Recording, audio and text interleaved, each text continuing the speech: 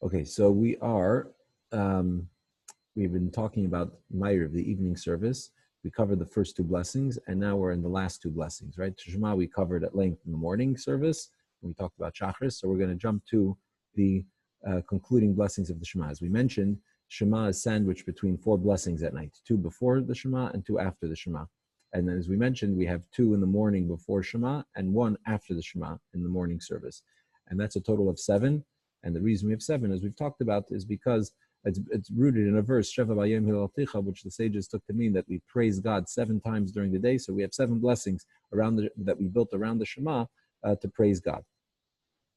And why we do 4 at night and 3 in the day. So as we mentioned, because the 4 at night is since we don't want to delay doing something positive. So the first opportunity, which is the night, the evening service, is the beginning of the following day. So we already do the majority of those blessings already at night.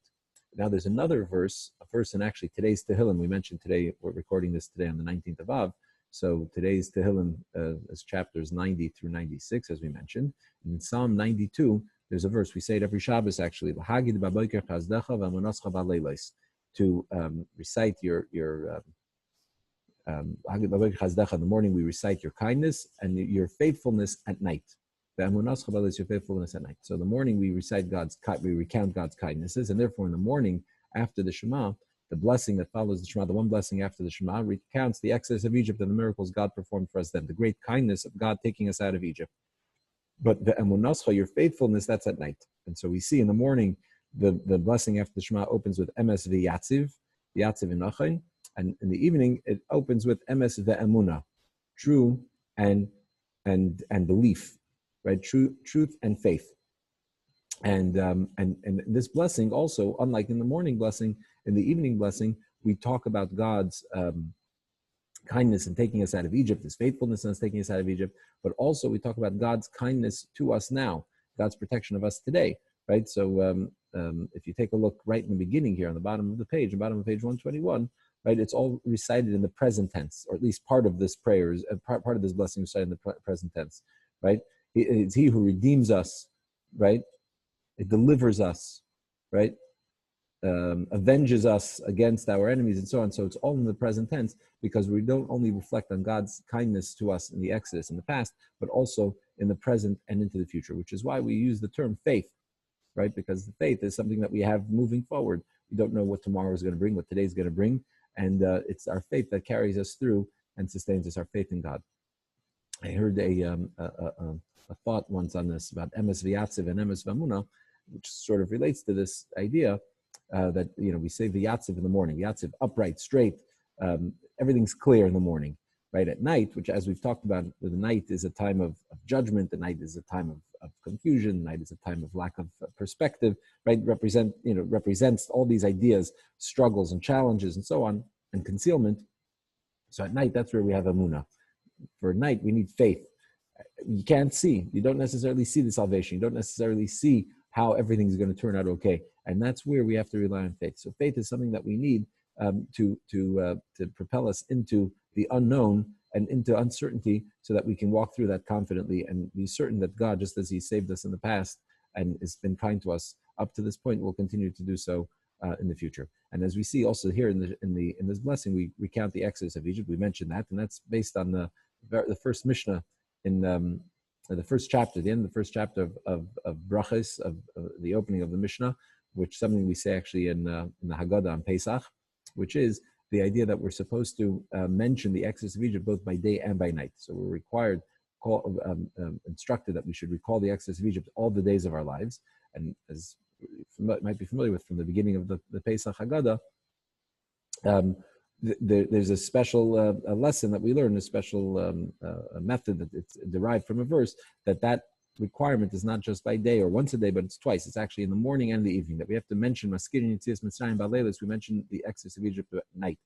So we're mentioning the exodus of Egypt here at night, and this relates also to what I've just mentioned, that even in a time of darkness, even in a time of exile, in a time of concealment, we have to remember the exodus of Egypt. We have to leave our Egypt even in that darkness. And certainly if we're required to mention Egypt, to recall the exodus of Egypt, and certainly we have the capacity to be able to walk out of that darkness into light, as we say, from darkness into great light. Okay, so that's blessing number one, which ends Gal Yisrael, the Redeemer of Israel, right? It's about redemption, redemption in the past and redemption moving forward in the future. And then the final blessing, the second blessing here is Hashkivenu, that our Father lie us down in peace. Right here, we're talking night. It's the evening service, and we're getting ready to go to bed. And when we go to bed, or when it's night, there's all kinds of danger that lurks in the night when there's concealment, divine concealment, and divine judgment is what's prevalent. So therefore, we ask God to protect us and to offer us good counsel, because at night, darkness, lack of perspective, lack of clarity is ripe for the evil inclination to convince us of all kinds of terrible things. And so therefore we ask God to give us good counsel, right? And help us for the sake of your name. Just one final point here. We say, Hashkivenu Avinu L'Shalem. Our Father, let us lie down in peace. So we start the morning with Moda Ani, right? Which we talked about a while back, right? Moda Ani, what do we say in the Moda Ani? The first thing we say when we wake up in the morning, we thank who? God. And how do we refer to him there? As Melech Chai V'Kayim, the living king, right? So we refer to God right when we wake up as our king. And right before we go to sleep, we refer to God as our Father. So in the morning, when we wake up, we have a list of things we need to do. We've got a lot that has to happen today. We're still lying in bed. Our eyes are still not fully open. Our feet haven't hit the ground yet. But we have to be mindful that God is our king. We have to be gripped by awe of God and a sense of obedience to serve God and do what it is he wants from me today, even though I haven't stretched yet, but I'm going to be ready and dedicated, committed to do what he wants of me. I'm going to live a purposeful, driven life.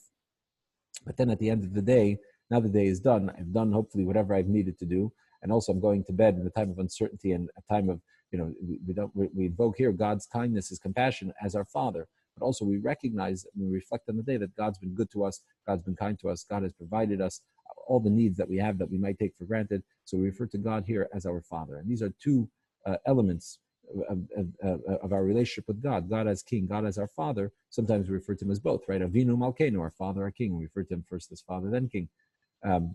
But these two elements of serving God with obedience, when we wake up in the morning, before we've even started our day, we commit to be obedient and to serve God. And this idea of our Father, where God is a loving Father, and so therefore we want to serve him with love. So these two ideas are part and parcel of our day, and they bookend, these awarenesses and meditations bookend our day. Okay. Let's see.